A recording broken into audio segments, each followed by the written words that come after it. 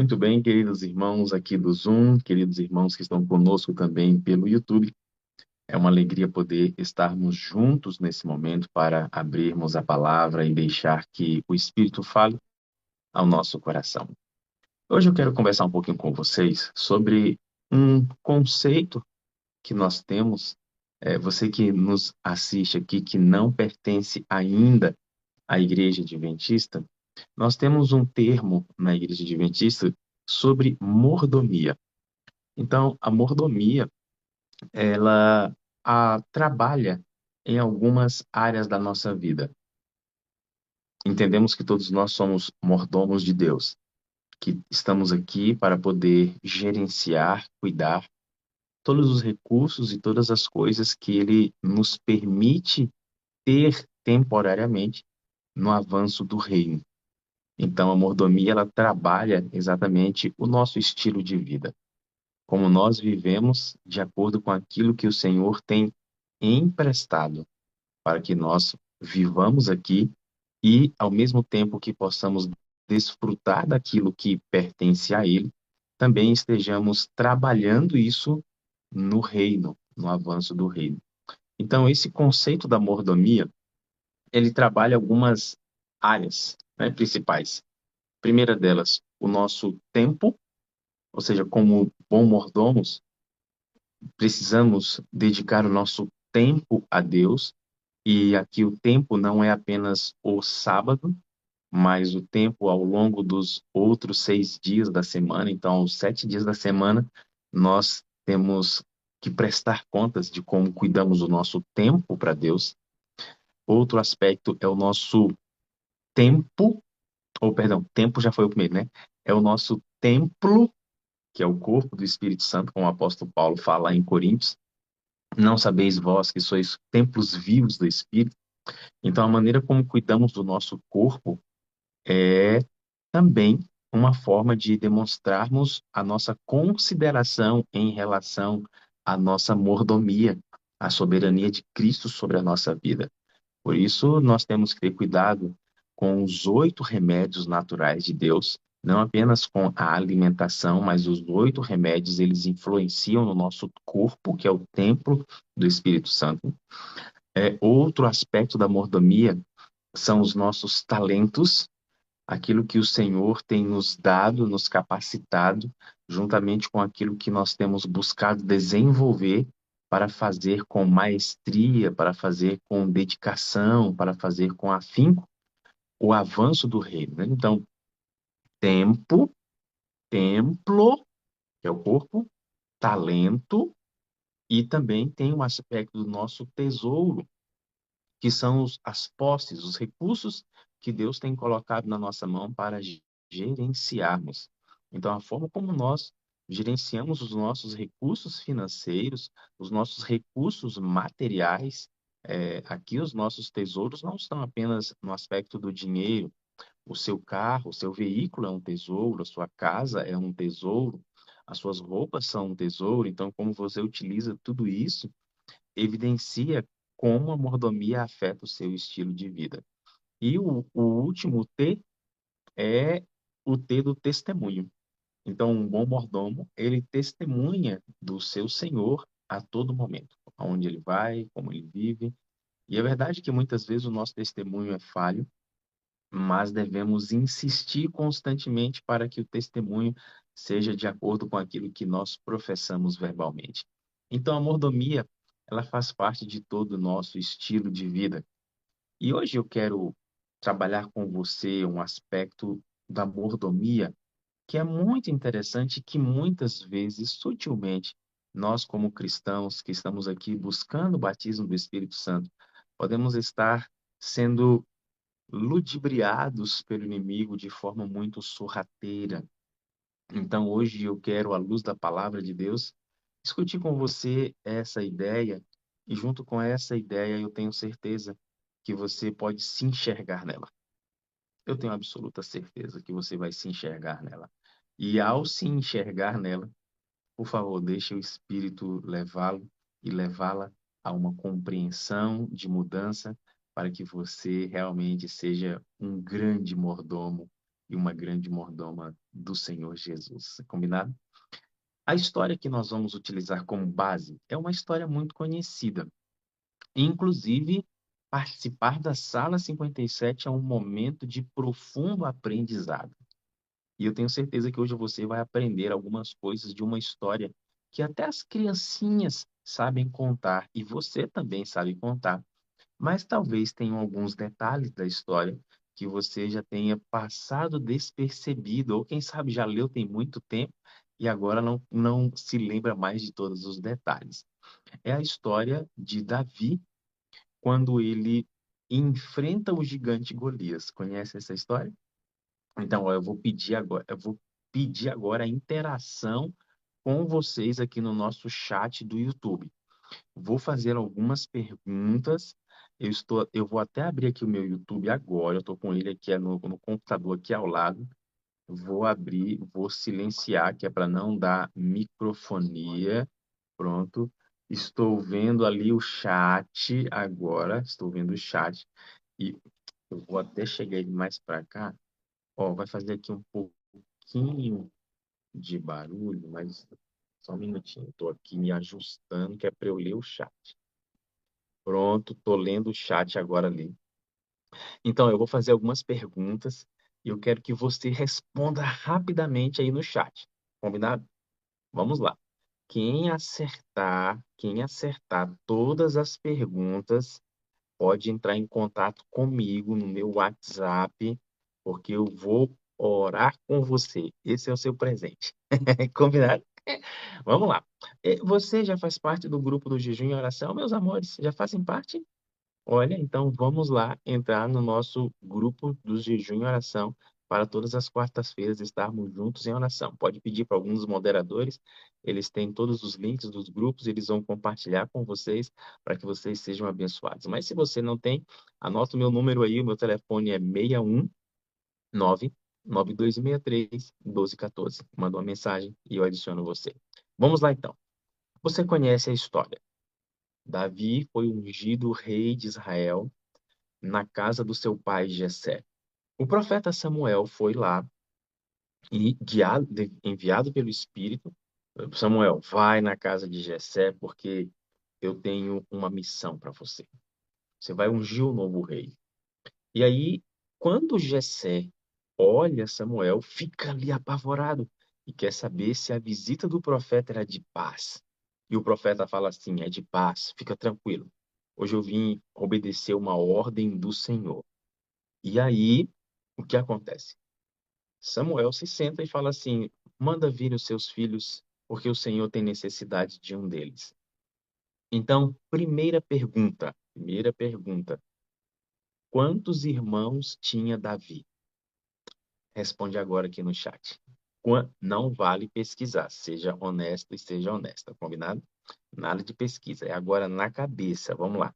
Deixa eu ver aqui. Quantos irmãos você acredita que Davi tinha? Quantos irmãos você se lembra que ele tinha? Porque vão passando todos eles ali na presença. Ó, alguém está falando aqui, 6 irmãos, 4 irmãos, 6 irmãos. Será, amigo? Será que Davi tinha 6 irmãos? É, que legal, né? Que legal, como é bacana. Como é bacana a gente poder olhar a Bíblia e ver tudo isso. A resposta certa é 7 irmãos. Davi, ele era o oitavo. Olha, muita gente aqui. Eita, teve alguém que falou que Davi tinha 10 irmãos, 12 irmãos. Calma, Jessé não teve tantos filhos. Então, primeira resposta, você está alinhado. Então, você já sabe quantos irmãos Davi tinha. 7. Ele era o oitavo. E aí, aconteceu que o Espírito do Senhor desceu sobre Davi quando ele foi ungido. E nesse mesmo momento, diz a Bíblia, que o Espírito do Senhor se retirou de Saul, que era o antigo rei de Israel, porque agora o novo era Davi, embora Saul ainda estivesse no trono. E quando o Espírito do Senhor se retira de Saul, um espírito maligno começa a atormentá-lo. Um dos homens ali da guarda do rei fala assim: Meu rei, eu conheço um jovem que tem habilidade musical. Permita-me trazê-lo para que acalme o seu espírito enquanto o Senhor está perturbado.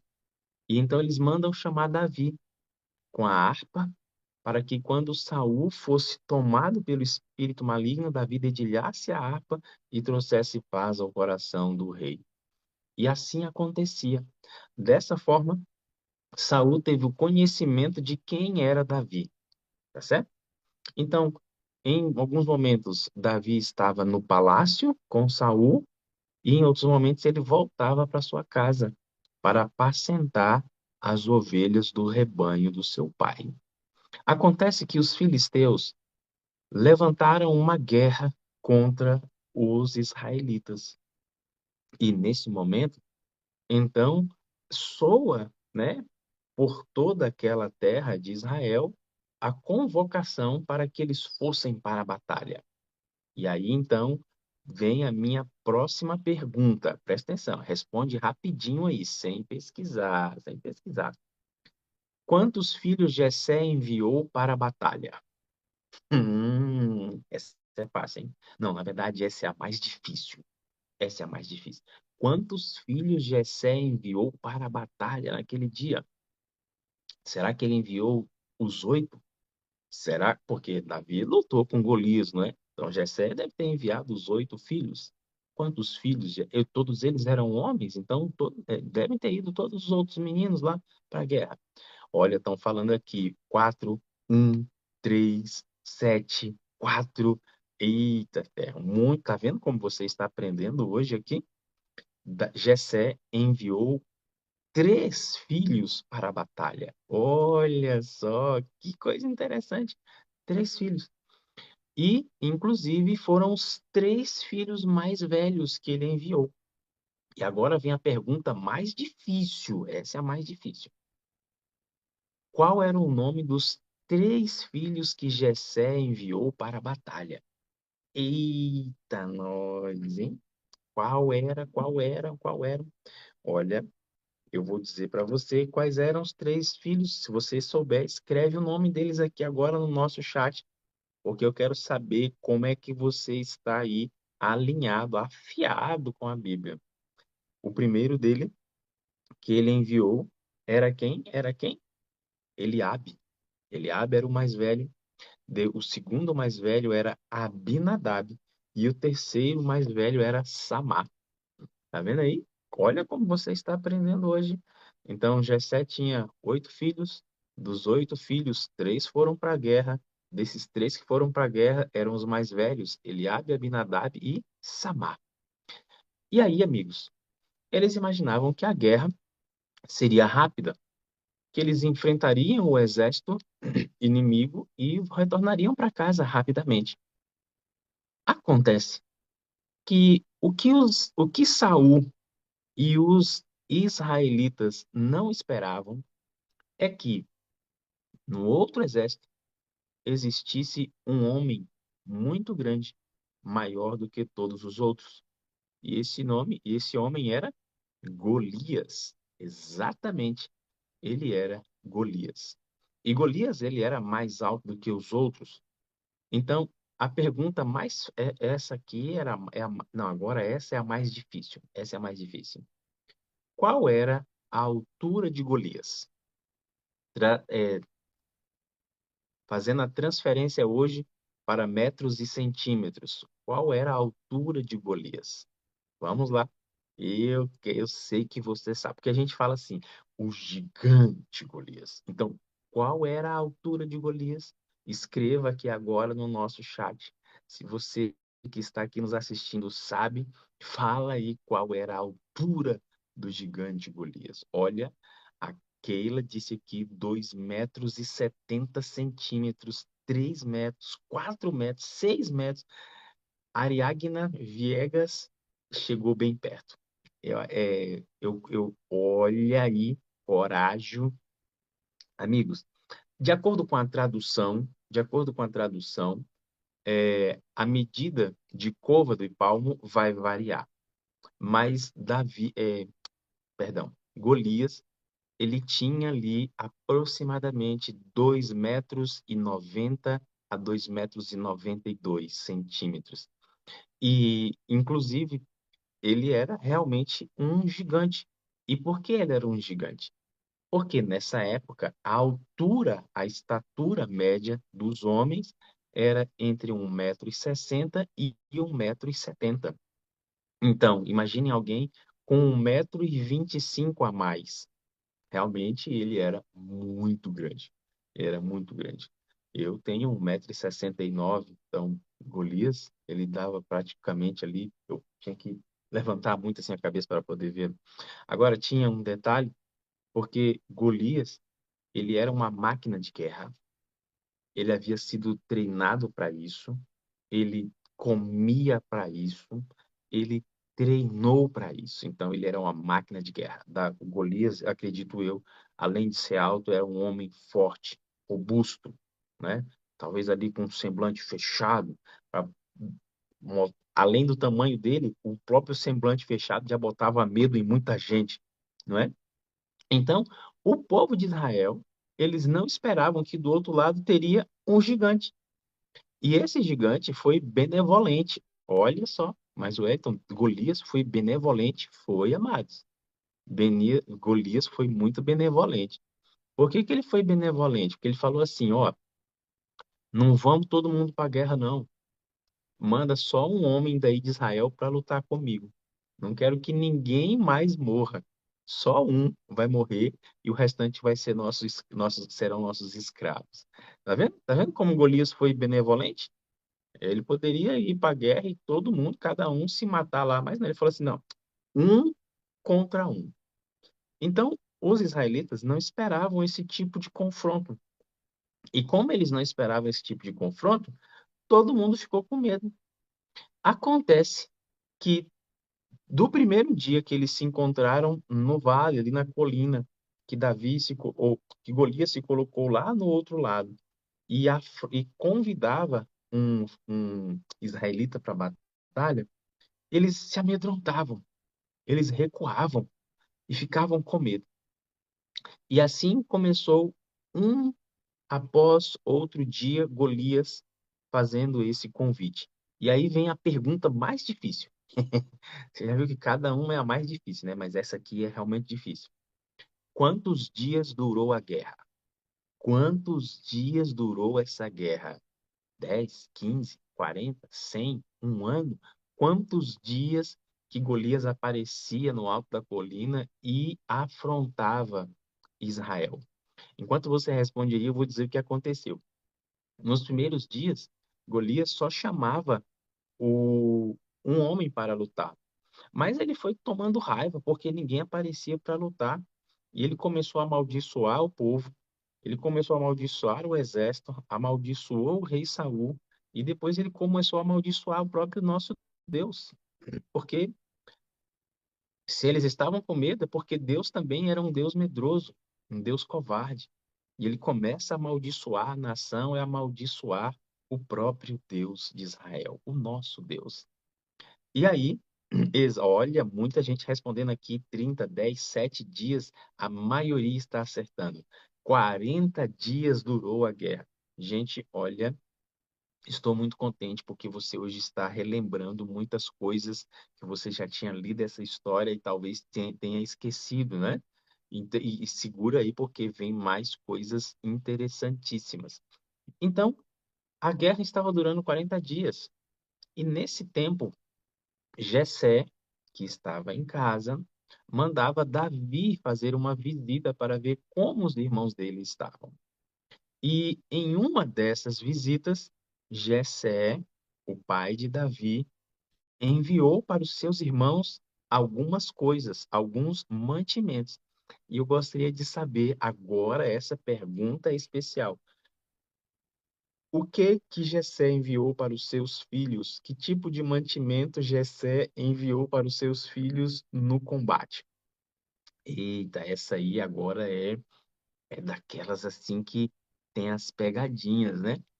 Tem as pegadinhas. Eu quero saber se você sabe o que Jessé enviou através de Davi para os seus 3 filhos que estavam lá no campo de batalha.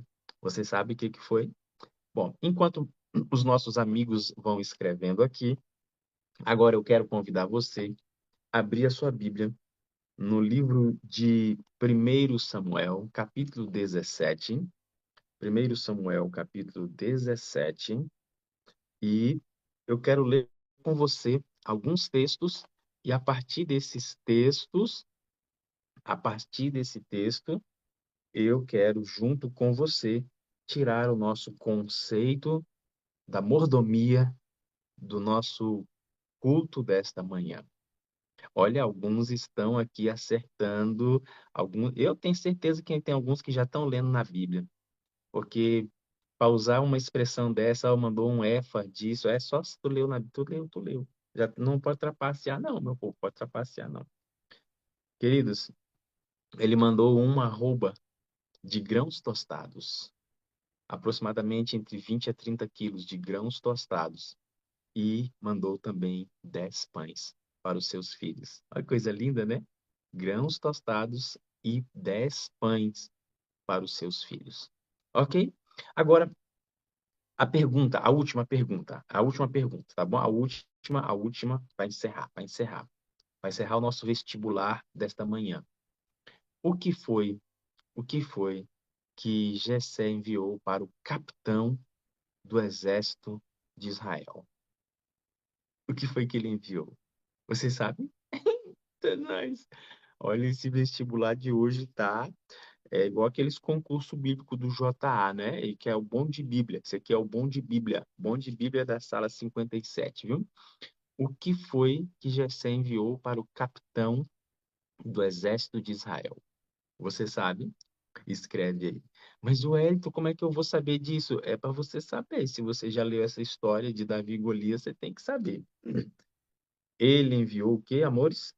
Ó, alguém já respondeu aqui, queijo e vinho, queijo e vinho. Não, ele não mandou vinho, não. Ele mandou 10 queijos. 10 queijos. Bom, mas eu já dei também o capítulo, né? E é fácil de você responder. Mas vamos ler agora? Eu quero ler com você essa história. 1 Samuel 17, verso 12 ao verso 19. Acompanhe a leitura. Diz assim, ó. Davi era filho de Jessé. A minha versão é a nova versão internacional. Então, talvez algumas palavras tenham uma mudança, mas o sentido é o mesmo. Davi era filho de Jessé, o efrateu de Belém de Judá. Jessé tinha 8 filhos e já era idoso na época de Saul. Preste atenção nesse detalhe. A única característica que é descrita de Jessé era a idade dele. Ele já era idoso, avançado em dias. Já era velho, idoso. Certo? Então, preste atenção nessa característica, que nós vamos voltar nela. E é muito interessante o retorno nessa característica para entendermos o conceito da mordomia. Ele já era idoso na época de Saul. Os 3 filhos mais velhos de Jessé tinham ido para a guerra com Saul. Eliabe, o mais velho, Abinadab, o segundo, e Samá, o terceiro. Davi era o caçula. Os 3 mais velhos seguiram Saul, mas Davi ia ao acampamento de Saul e voltava para apacentar as ovelhas de seu pai em Belém. Durante 45 dias, ou 40 dias, o filisteu aproximou-se de manhã e de tarde e tomou posição. Nessa ocasião, Jessé disse a seu filho Davi: pegue uma arroba ou um efa de grãos tostados e 10 pães e leve-os depressa a seus irmãos no acampamento. Leve também estes 10 queijos ao comandante da unidade deles. Veja como estão seus irmãos e traga-me alguma garantia de que estão bem.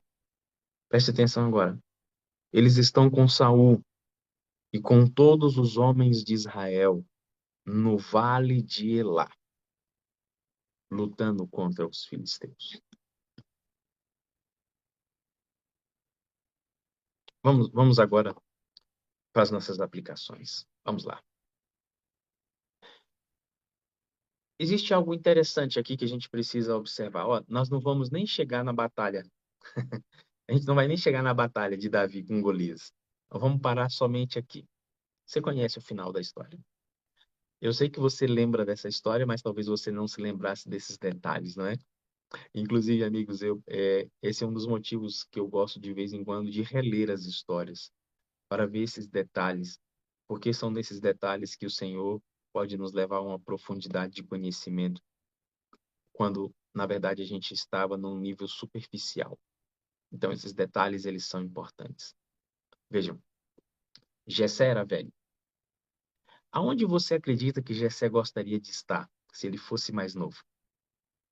Claro, ele gostaria de estar no campo de batalha. Eu fico imaginando ele querendo lutar uma guerra ao lado dos seus filhos, para ensinar os filhos, olha, assim que segura uma espada, assim que se segura uma lança, é assim que a gente ataca, é assim que a gente defende. Não que ele fosse um homem de guerra, só que quando havia guerra, os homens eram convocados para defender a sua nação, defender o seu rei e defender a sua família. Então, Jessé ele gostaria muito de estar fisicamente naquele campo de batalha. Ele não podia estar lá, mas ele envia os seus três filhos mais velhos. E como se não bastassem os três filhos mais velhos de Jessé estarem lá no campo de batalha, ele tem uma atitude que é impressionante, impressionante. E diante dessa atitude de Jessé, que hoje vai nos ensinar um conceito profundo de mordomia, de cristianismo, você e eu precisamos nos render e humildemente aprender desse idoso homem o que nós devemos ser como mordomos. Pergunto para você, esse capitão, para quem Jessé envia os 10 queijos, era um capitão de 1.000 homens. Então a minha pergunta é, o que 10 queijos fazem? O que 10 queijos fazem para um exército de milhares de homens? Que diferença que 10 queijos têm na alimentação de milhares de homens? É muito provável que esses 10 queijos não tenha dado nem para 100 homens comerem. Mas por que Jessé manda mantimento para os seus filhos e manda 10 queijos para o capitão? Por quê? Já parou para se perguntar isso, amigos? Me fiz essa pergunta alguns dias atrás, meditando nessa história. E o Espírito me disse algo tremendo que eu gostaria de compartilhar com vocês nesta manhã. A ideia que Jessé está trabalhando aqui e que ela está passando para nós é a seguinte: eu não posso estar no campo de batalha, mas a forma como eu posso ajudar na batalha, eu ajudarei. Com aquilo que tenho, com aquilo que sou. Jessé gostaria de estar lá, mas ele não poderia. Então ele envia comida para os seus filhos, para que eles estejam nutridos para a batalha, e ele também envia comida para os outros homens. E por que ele tem essa ideia? Porque no último verso que nós lemos, a frase dele diz o seguinte: eles estão com Saul e os filhos de Israel no vale de Elá, lutando contra os filisteus. Jessé sabe que existe uma batalha em andamento e, diante dessa batalha, não podendo estar fisicamente, ele está lá enviando aquilo que ele tem, ajudando como ele pode, enviando 10 queijos. Esse aqui é um conceito muito profundo de mordomia, muito profundo mesmo. E se você e eu permitirmos que esse conceito se espalhe nos nossos outros conceitos que nós temos, eles podem revolucionar a forma como nós vivemos. Se você deixar o espírito internalizar esse conceito dentro do seu estilo de vida, você vai perceber que sua vida será radicalmente mudada. A forma como eu posso ajudar, eu vou ajudar. Aquilo que tenho, eu vou ajudar. Aquilo que sou, eu vou contribuir. Amigos, por que que isso é importante? Porque nós vivemos em um tempo onde o inimigo tem ganho muito espaço, fazendo com que as pessoas se omitam daquilo que elas têm condições de fazer. E o inimigo ganha muito espaço nesse campo de batalha, na batalha, quando ele faz com que alguns cristãos sinceros pensem da seguinte forma. Acompanha comigo essa ideia. Talvez você já tenha escutado alguém dizer assim: "Ah, eu não vou hoje à igreja, eu não faço falta." Já viu alguém falar assim? Às vezes eles não dizem, mas pensam dessa forma. E por que eu digo que elas pensam dessa forma? Porque tem muita gente que não vai aos cultos na casa de Deus, nos cultos de domingo, nos cultos na quarta-feira, ou nas vigílias, no culto jovem, ou outros momentos de culto, porque a pessoa tem a ideia de que ela não é importante, de que ela não vai fazer falta. Não, hoje eu não vou porque eu não faço falta. Ele até não fala, mas ele pensa. Vejam, o problema é que a maioria pensa dessa mesma forma. E de que forma é essa? De que não faz falta. De que não faz falta. E por isso não vai à igreja. Mas eu não sei nem cantar. O que que eu vou fazer lá? Então, esse aqui é um outro conceito que o inimigo tem colocado na mente dos cristãos atuais para que eles enfraqueçam no campo de batalha. E qual é o conceito? É o seguinte conceito, ó. Ah, a programação dos supermissionários é das crianças. Eu não sou criança, não tenho filho pequeno, não vou apoiar. Não, essa programação aí, o Caleb é dos jovens, eu não sou jovem, não vou apoiar. Ah, não, isso aí é dos desbravadores, eu não sou desbravador, então não vou apoiar. Ah, é do Ministério da Mulher, graças a Deus que eu não sou mulher, então não vou apoiar. Ah, não, mas isso aí é do departamento. Percebem?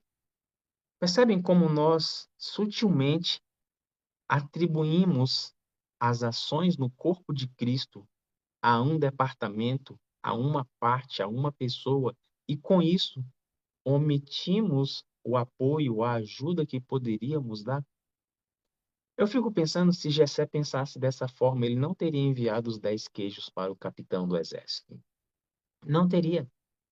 Só que o que Jessé está querendo ensinar para você nesta manhã, com essa história, é que não importa a quantidade, não importa a sua capacidade, você é útil e você pode fazer a diferença se você estiver disposto ou disposta a entregar o que você tem nas mãos de Deus para que Ele use.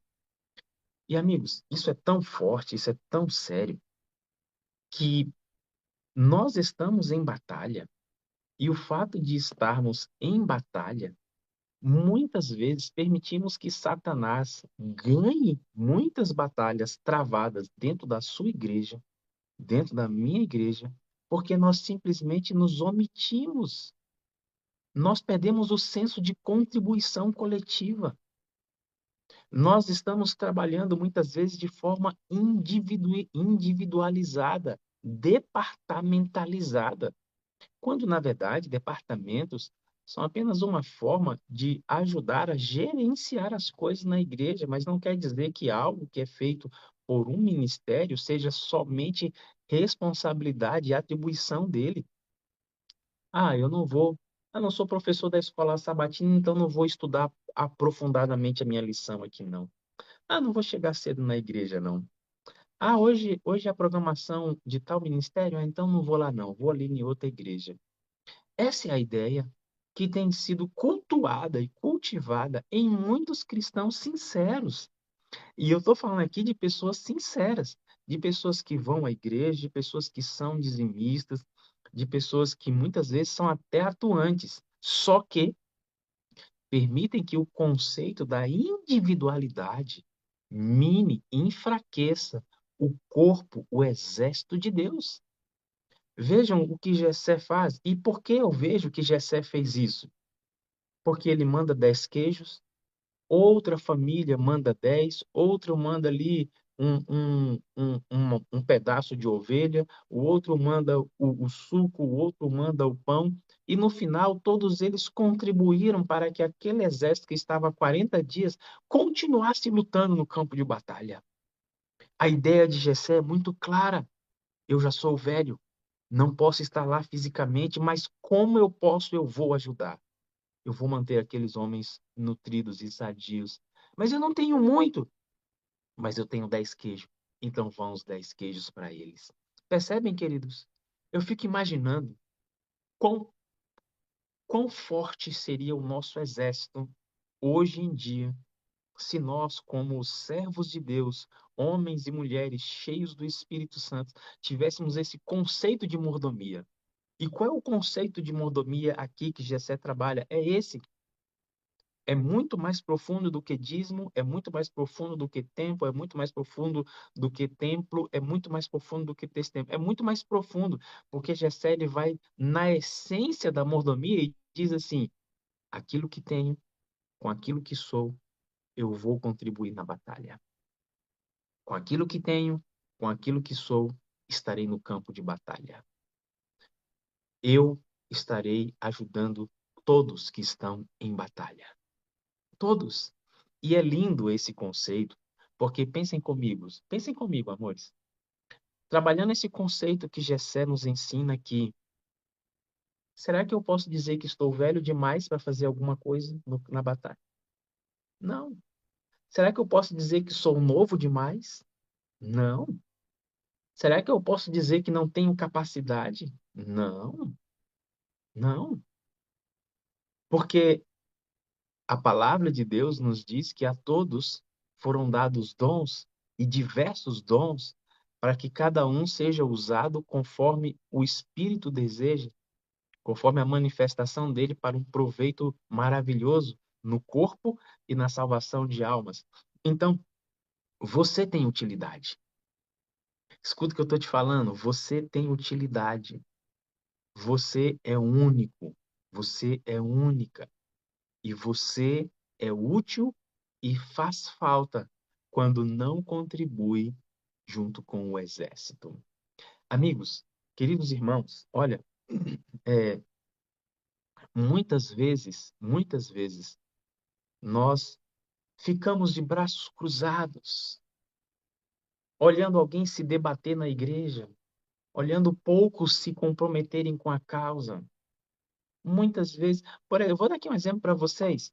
Eu sei que não é o caso de vocês que estão aqui, porque vocês estão participando ativamente, mas tem muitas pessoas que não compartilham o link da Sala 57, não colocam no seu status, não colocam no Instagram, não colocam nas redes sociais, não compartilham nos grupos da igreja, porque acham que isso não vai fazer diferença. Essa não é a ideia de Jessé, essa não é a essência da mordomia. Aquilo que tenho, com aquilo que sou, com aquilo que eu posso fazer, eu vou fazer, Senhor. E aí Deus toma conta daquilo que você está fazendo e potencializa de acordo com aquilo que ele deseja. Mas, Wellington, eu não sei cantar, eu não sou eloquente, eu não sei fazer isso ou aquilo. E quem disse que você precisa fazer isso? Há lugar para todos. Eu me recordo muito, muito mesmo, de um irmão, faleceu alguns anos atrás aqui na nossa igreja, irmão tio Chico. Ele era um cara fenomenal, um senhor muito bacana. Eu não me lembro, eu nasci aqui na igreja e ele também já era da nossa igreja. Eu não me lembro de ver o irmão Chico pregando nenhuma vez. Não tenho na minha memória ele pregando, porque de fato ele não pregava. Mas eu me lembro do irmão Tio Chico na recepção da igreja. E impressionante. Impressionante. Quando a gente chegava, ele colocava a mão aqui assim atrás e com toda a força tinha na minha mão e ele segurava forte e me puxava para perto dele e já me travava aqui num abraço. Difícil não esquecer uma recepção dessa. Muito caloroso, muito amável. Ele entendeu, e um homem muito missionário, dava estudo bíblico, visitava sábado à tarde, levou muitas pessoas aos pés de Cristo. Ele não ia no púlpito pregar, mas aonde ele podia ser útil, ele era útil. Percebe? Aonde ele podia ser útil, ele era útil. E eu fico pensando, queridos irmãos, quantas vezes nós não somos úteis ao Senhor porque não temos essa ideia que Jessé tinha. Eu estou aqui no campo, em casa, há um exército lá na batalha. Como eu posso ajudar, eu irei ajudar. Amigos, todos nós que estamos pedindo e clamando pelo batismo do Espírito, precisamos de utilidade. E a sua utilidade não tem a ver com a sua idade, tem a ver com a sua disponibilidade. Quanto mais disponível você for, quanto mais você internalizar a ideia de que você está em batalha, nós estamos em guerra. Apocalipse 12 diz que nós estamos em guerra. Existem pessoas que estão no fronte, existem pessoas que estão na retaguarda, mas todos nós estamos em guerra. Todos nós estamos em guerra. E se estamos em guerra, não temos como cruzar os braços e deixar poucos lutando. Não temos como. E agora eu quero apelar a você, e o meu apelo é muito claro, é muito simples e direto. Se nós estamos em guerra e temos que avançar contra o reino das trevas para salvar mais pessoas para a eternidade, pergunto eu, com quantas pessoas você tem estudado a Bíblia? Quantas pessoas você tem visitado? Eu não estou dizendo por quantas você está orando, porque às vezes a gente gosta da parte mais fácil, mais cômoda, que é ficar em casa orando. Quantas pessoas realmente você tem abençoado com a sua vida? Quantas pessoas você tem falado assim, Senhor, eu não sei dar estudo bíblico, mas eu sei fazer um bolo, então eu vou levar um bolo para o meu vizinho. Eu vou levar uma torta. Eu vou levar um abraço. Só eu não sei fazer muita coisa não, mas eu sei capinar. Vou capinar aqui à frente do meu vizinho. Senhor, eu não sei fazer muita coisa não, mas eu vou fazer isso. Percebem, queridos irmãos e irmãs? A questão não é o que você sabe ou o que você não sabe, é a disposição em fazer. É a disposição. E é exatamente o que Jessé trabalha aqui nessa história com a gente hoje. Você pode dar o seu dinheiro para Deus, mas ele não está tão interessado nele. Não está tão interessado. Você pode até não comer um monte de coisas e ainda assim não ter o senso da ideia de que Jessé está nos ensinando, de que aquilo que você tem e com aquilo que você é, você vai se envolver, se comprometer na batalha. E para concluir, a gente poderia trabalhar muitas ideias e discutir muitas coisas dentro desse tema e olhando esse comportamento de Jessé, que é maravilhoso. Mas eu me recordo de alguns anos atrás, uma, uma história que eu li de uma das batalhas que teve no período da independência norte-americana. A coroa inglesa, ela era a, não a exploradora, como é que era? É, a que cuidava ali dos Estados Unidos da América, né? E aí os americanos começaram a querer a sua independência. Só que a coroa britânica não queria deixar de forma alguma que os Estados Unidos fosse independente. Então começaram várias batalhas na independência. E em uma dessas batalhas estava chegando a uma certa cidade. E os homens estavam ali já apreensivos quando de repente o sino da catedral tocou. E eles sabiam que quando o sino tocasse era porque o exército inimigo estava se aproximando e eles deveriam tomar posição no campo de batalha.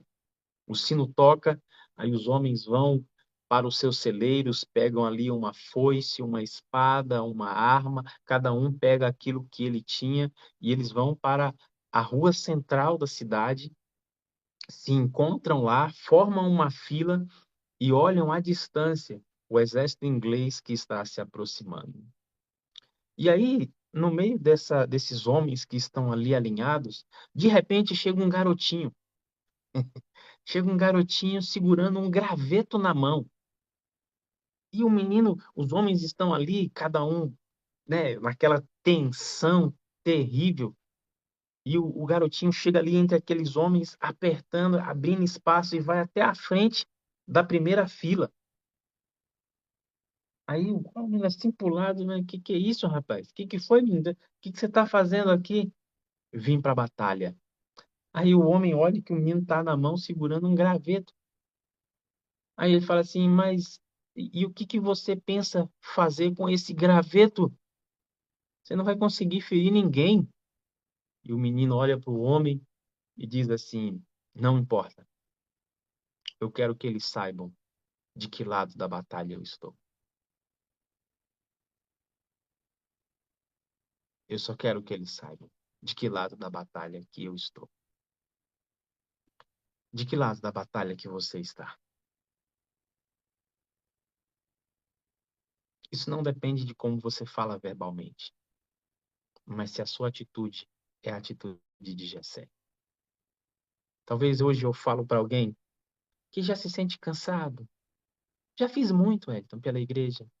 Ninguém me escuta, ninguém isso, ninguém aquilo, o pastor assim, o ancião assado, não sei quem tá cru e o outro tá cozido. Você não está entendendo nada ainda. Você não entendeu nada. Talvez eu falo para alguém que já colocou as armas descansando, ou alguém que está com medo de segurar a arma pela primeira vez. Amigos, nós estamos em guerra, estamos em batalha. E em batalha, aquilo que tem e aquilo que somos pode dizer de que lados estamos. Então, hoje, pelo poder do Espírito, eu quero que você se levante, eu quero que você se disponha, eu quero que você se desprenda, eu quero que você realmente entenda que aqueles 10 queijos que Jessé manda não são os 10 queijos, é a atitude, é o senso do coletivo, é a ideia de que ele pode ajudar de alguma forma e como pode, ele vai ajudar. Fique imaginando como poderiam ser os nossos cultos de quarta-feira, os cultos de domingo, a nossa ação missionária, como poderia ser o nosso cuidado com os jovens, os nossos Calebs, o clube de desbravadores e tantas outras áreas da igreja, se todos nós internalizássemos a ideia de que nós podemos influenciar, de que nós somos importantes e por isso vamos fazer parte naquele campo de batalha também. O Wellington, aí não vai me sobrar tempo para muita coisa. É verdade, o tempo vai ficar mais curto. Mas para que tempo? Se a gente vai ter uma eternidade para desfrutar do descanso com o Senhor. Enquanto estamos em batalha, não descanse. Vamos para o fronte. Há espaço. Há um lugar que só você pode ocupar. E pelo poder do Espírito, eu desejo que ao você receber o poder dele aqui nesse ambiente, você se disponha a sair para a batalha. E agora é o meu apelo antes da minha oração. E eu quero que você escreva aqui no nosso chat. Senhor, aquilo que tenho, aquilo que sou, vou para o campo de batalha. Escreva aqui, querido irmão, querida irmã. Aquilo que tenho, aquilo que sou, vou para o campo de batalha. Porque eu sou um mordomo teu, eu sou uma mordoma do Senhor. E desejo ser usada com aquilo que tenho. Enquanto você toma essa sua decisão e escreve aqui no nosso chat, eu quero convidar você a orar comigo. Pai querido, ao olharmos a história de Jessé, um homem já idoso, avançado em idade, envia 3 filhos para o campo de batalha. Não apenas os envia, mas demonstra que o desejo dele era que a batalha fosse ganha E por isso ele sustenta os filhos no campo de batalha, sustenta o exército com aquilo que ele tem para mostrar que de alguma forma ele faz parte daquela batalha. Hoje nós entendemos que como mordomos teus, precisamos também tomar as decisões certas e não permitirmos que as ciladas do inimigo afetem a nossa mente a ponto de fazermos imaginar que não somos úteis, que não fazemos a diferença, que não somos importantes ou que ninguém vai notar. Não, hoje, Senhor, queremos nos livrar desse pensamento e dos comportamentos errados que tínhamos e nos envolver, nos comprometer sinceramente com a tua causa, porque nós estamos em batalha. Mova-se, Espírito, através de cada um de nós. E com aquilo que temos e com aquilo que somos, usa-nos intencionalmente na batalha para avançar contra as trevas e salvar pessoas para a eternidade. Continua falando ao nosso coração no culto desta manhã e, ao terminarmos, que tenhamos a plena certeza que tivemos mais um encontro com o Senhor. E oramos por todas essas bênçãos, agradecidos, no nome precioso de Jesus. Amém.